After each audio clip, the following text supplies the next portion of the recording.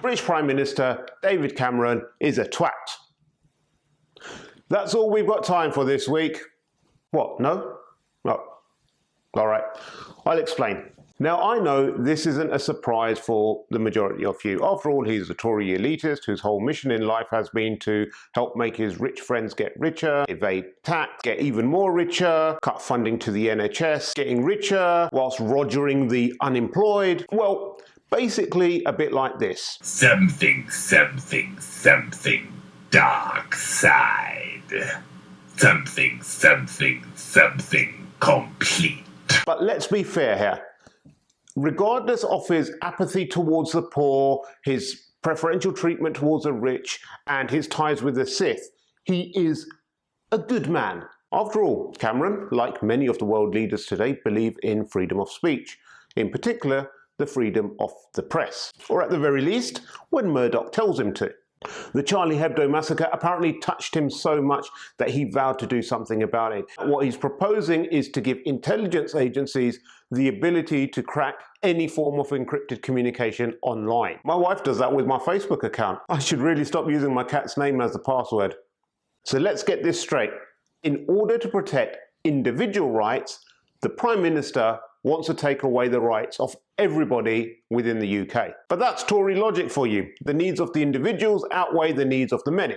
Next, he'll be claiming corporations are people too. Anyway, despite the fact that I live in the UK and I want privacy, this isn't just my biased opinion. No. We look at security experts across the world, and even they are critical of the effects this could have. So I asked Dave Lewis, a Canadian security professional, Celine Dion fan, and Colin Farrell lookalike, to share some of his views. This proposal to weaken encryption first off endangers citizens. Ne'er-do-wells with access would be able to know every facet of someone's life. Their financial, healthcare, and any other information is going to be laid bare. This disturbs me immensely. The idea of enforcing this sort of lack of encryption regime would be a nightmare, to say the least. This would require the need to have active controls on all of the network traffic flowing both in and out of the country, and it's no small feat to be certain. In actual fact, it's a law enforcement organisation's wet dream. A law enforcement's wet dream, he says. Take down those firewalls. You've been a naughty little encryption, haven't you?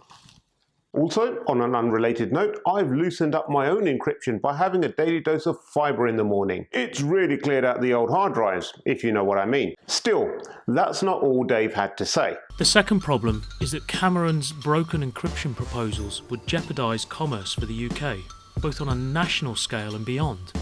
It could pale in comparison to the data breaches that we've already seen in the last calendar year alone. Intellectual property would be open to interception. What company would want to maintain a presence in the UK if there was no protections afforded to their ability to do business? The British economy would suffer greatly as one by one companies would leave. Industry leaving Britain? I'm sure the Tories would never have that. Except for coal mining, of course, and the steel workers, and the bulk of British manufacturing. But, you know, they don't want any more to leave Britain, do they? Unless it meant losing the Falklands, of course, because we have to hold on to those for international strategic penguin policies.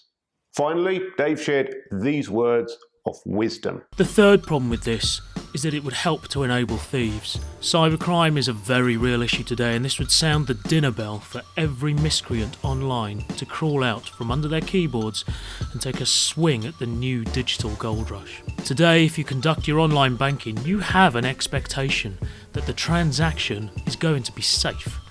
You expect that the information pertaining to your financial transactions will not be compromised. You'd no longer be able to suffer under this notion of security if the current government were to make encryption open to surveillance.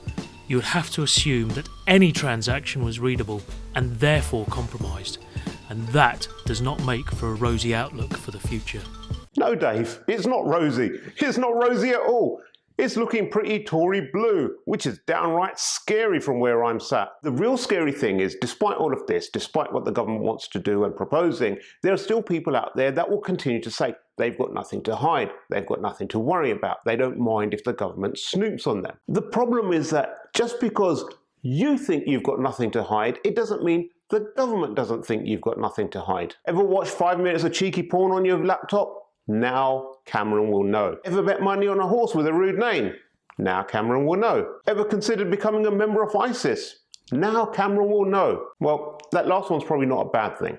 Look, we all benefit from a system that allows privacy, a system that allows, say, a journalist to speak to sources while keeping their identities secret. It's something that helps to maintain trust in individuals and, more importantly, allows us to hold our governments accountable. Whether you're a lawyer, an activist, a politician, a researcher, a businessman, a school teacher, a doctor, a nurse, an alcoholic, a recovering alcoholic, a builder, someone going through a divorce, whoever they are, they all rely on secure, private and surveillance-free communication. Without it, we're just one piece of legislation away from renaming the country Airstrip 1 and appointing Big Brother as Prime Minister and Overlord. Stay secure, my friends. I've been Winston Smith, CRASS News, Ministry of Truth.